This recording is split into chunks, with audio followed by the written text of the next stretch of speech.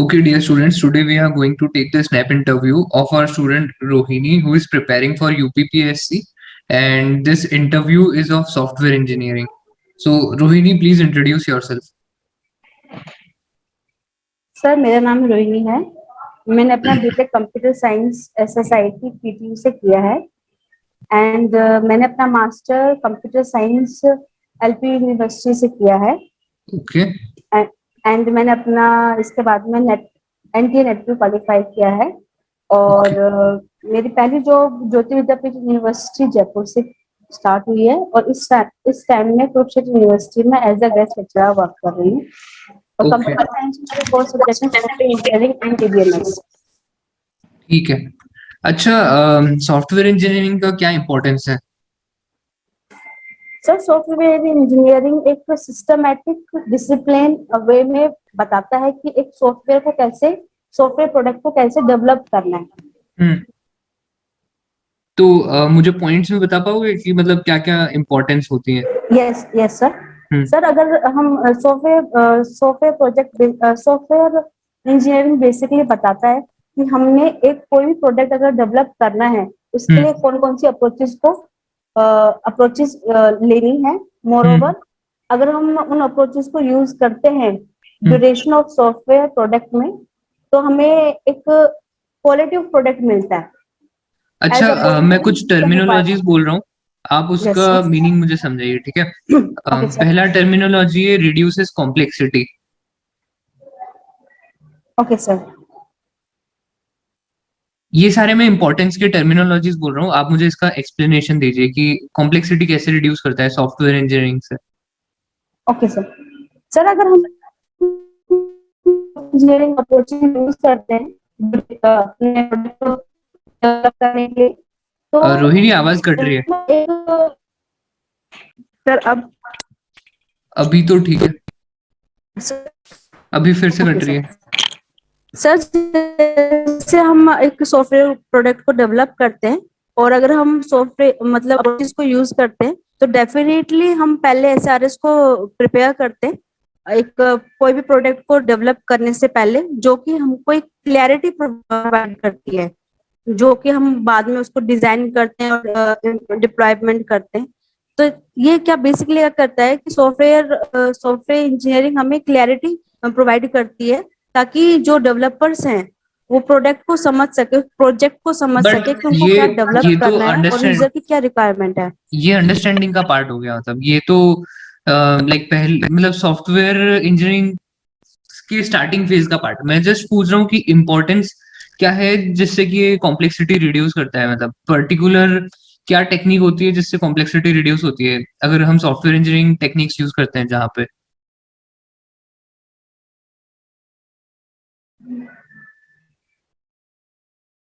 अच्छा ठीक है, सेकंड टर्मिनोलॉजी है to minimize the software cost.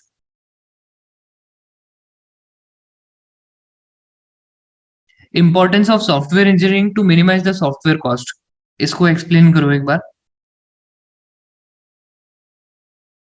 Rohini, can you hear me?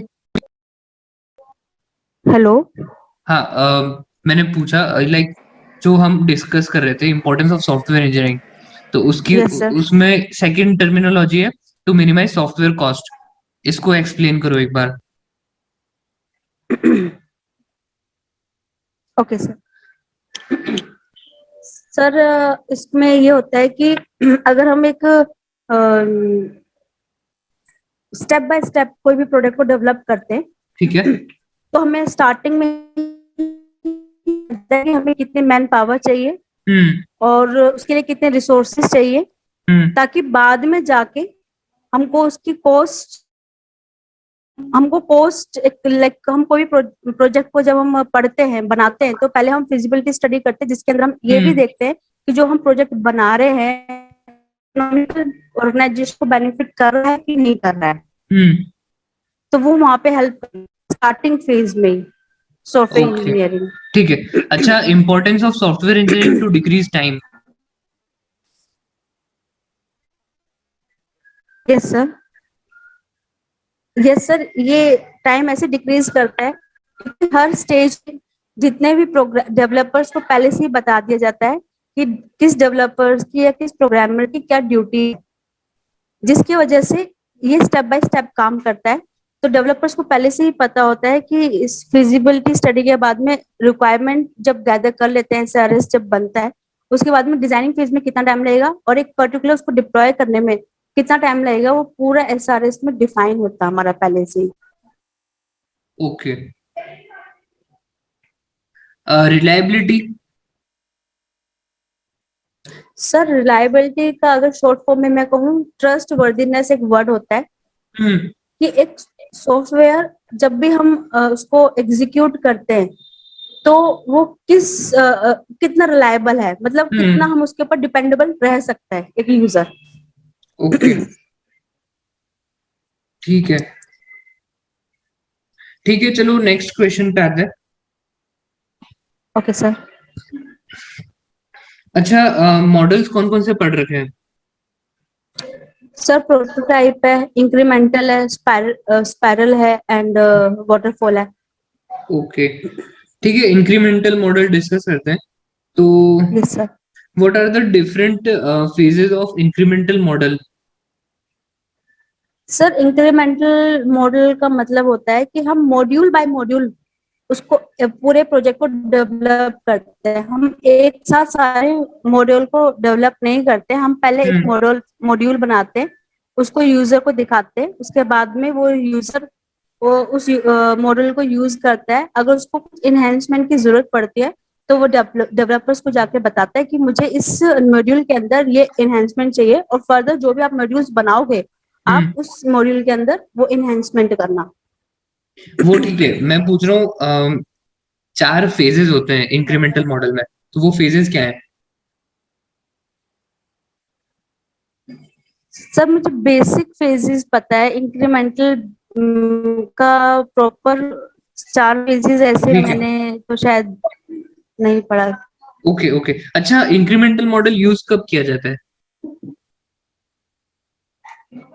Sir incremental model हमें तब किया जाता है कि जब हम कोई वो वाले प्रोजेक्ट्स बना रहे हैं जिनकी प्रायोरिटीज हर मॉड्यूल की अलग अलग है। लाइक अगर हम यूनिवर्सिटी की साइट बना रहे हैं तो उसके अंदर कुछ मॉड्यूल्स ऐसे होते हैं जो हाई प्रायोरिटी के होते हैं। तो जो हाई प्रायोरिटी वाले मॉड्यूल्स होते हैं पहले डेवलपर्स उनको डेवलप करता है और फिर वो हम्म क्लाइंट को दिखाता है, और जो लो प्रायोरिटी वाले मॉड्यूल्स होते हैं उसको बाद में डेवलप किया जाता है, ताकि जो हाई प्रायोरिटी वाले मॉड्यूल्स को हम पहले डेवलप करके क्लाइंट को डिलीवर कर सकें। Okay okay. अच्छा, मैं तुम्हें तुम्हारे पास पेन और पेपर है? रोहिणी, पेन और पेपर है तुम्हारे पास? रोहिणी, हेलो।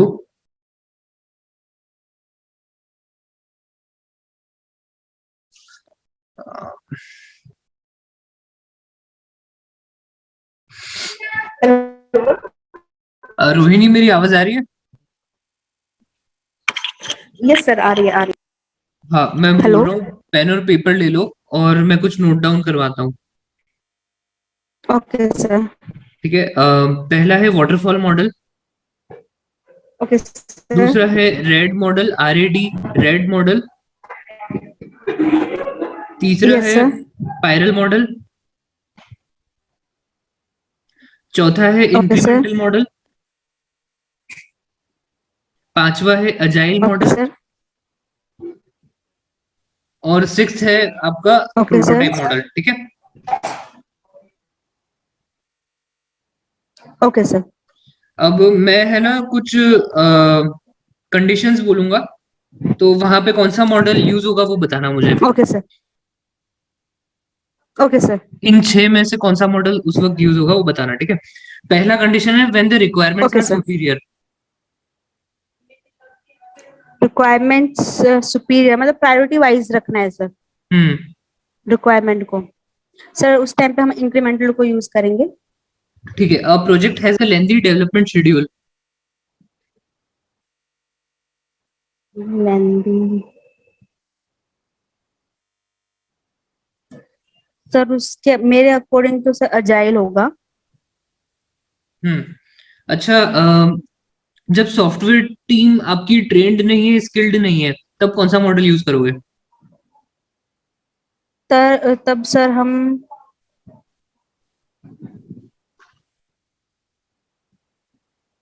प्रोटोटाइप यूज करेंगे सर। ओके, ठीक है। कस्टमर की डिमांड क्विक रिलीज पे है, कस्टमर को बहुत जल्दी प्रोडक्ट चाहिए, उसमें कौन सा मॉडल यूज करोगे? Sir RAD red. ओके, और डेवलपमेंट प्रायोरिटी वाइज रखनी है। सर उसके लिए इंक्रीमेंटल ही हम यूज करेंगे। ओके ओके, ठीक है। अच्छा, ये इंक्रीमेंटल मॉडल के डिसएडवांटेजेस क्या हैं? सर इसमें इंक्रीमेंटल का मुझे जो डिसएडवांटेज लगता है कि इसमें कस्टमर इंटरेक्शन बहुत ज्यादा है। अगर कस्टमर इंटरेक्शन बहुत ज्यादा है तो एक प्रोजेक्ट को कंप्लीट करने में उसमें टाइम लग सकता है। मोरओवर वो अपनी डिमांड बार बार चेंज करता रहेगा, तो एक प्रोजेक्ट का जो आउटपुट क्लियरिटी है वो शायद डेवलपर्स को ना दिख पाए, क्योंकि इन्वॉल्वमेंट ऑफ कस्टमर्स बहुत ज्यादा है। हर मॉड्यूल को हमें डेवलप करने के बाद में कस्टमर के पास में लेके जाना पड़ता है, ओके इसलिए। Okay, explain Kokomo model.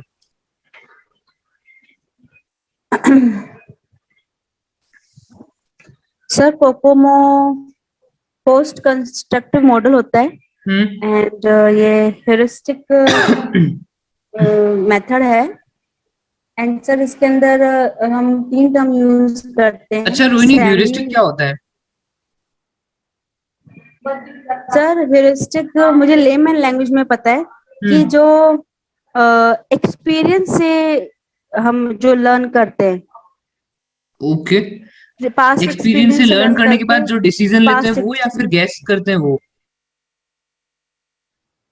नहीं सर, जो हम एक्सपीरियंस से लर्न करने के बाद लर्न करते हैं हाँ, उसको तो फिर ये इम्प्लीमेंट करते ह्यूरिस्टिक हैं हम। डिसीजन होता है या गैस होता है?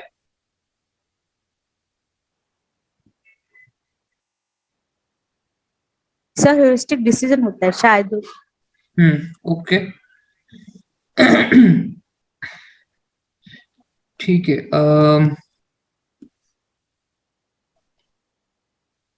ठीक है, कोकोमो मॉडल हम बाद में कवर करते हैं। मैं दूसरे क्वेश्चन पे आता हूँ पहले।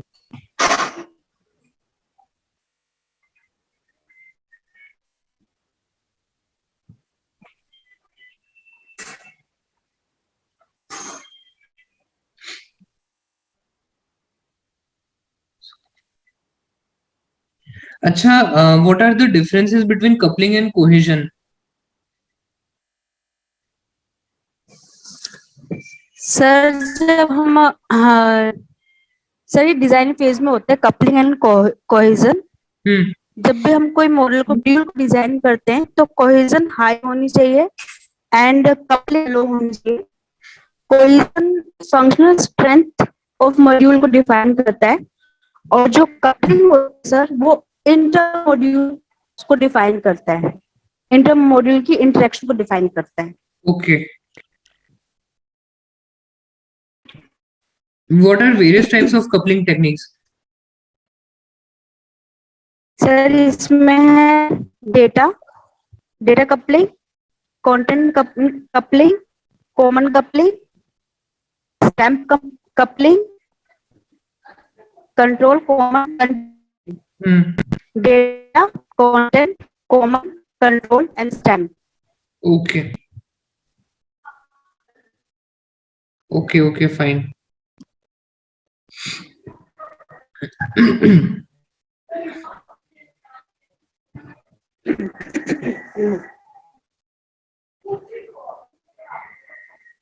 अच्छा, what is risk and what is risk management in software engineering?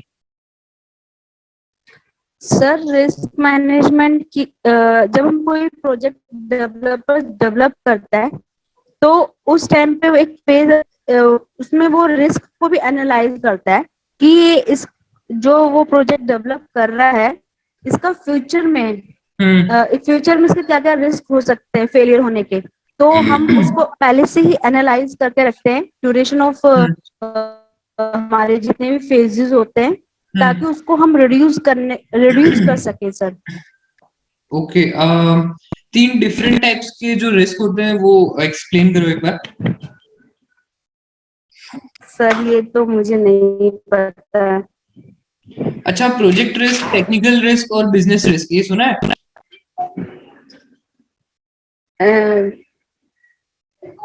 Sir मैंने नहीं पढ़ा ये। ओके ओके ये टॉपिक मैं पढ़ लूंगी अभी, रिस्क ओके वाला।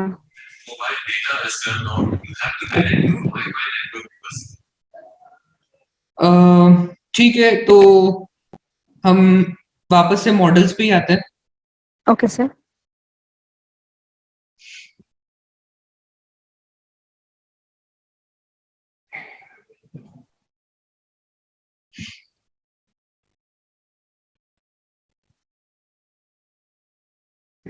अच्छा, जो मैंने 6 मॉडल्स नोट डाउन करवाए थे, ठीक है, तो यस सर। वापस से मैं कुछ कंडीशंस बोलता हूँ, तुम मुझे बताना कौन सा मॉडल यूज होगा, ठीक है? Okay sir. When the requirements are constant and not changed regularly. Sir उस टाइम पे हम वाटरफॉल को यूज करेंगे। अच्छा, when a project is short. Short है तो सर हम RAD को यूज करेंगे sir.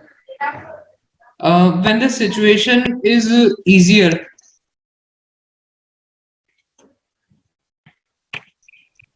And the tools and technology are consistent and not changing.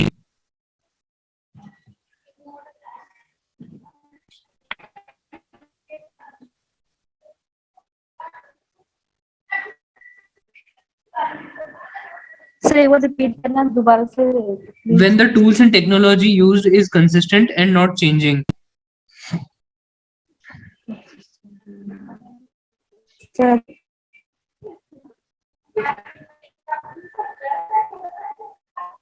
Sir करेंगे, प्रोटोटाइप करेंगे सर। अच्छा, when the resources are well prepared and are available to use.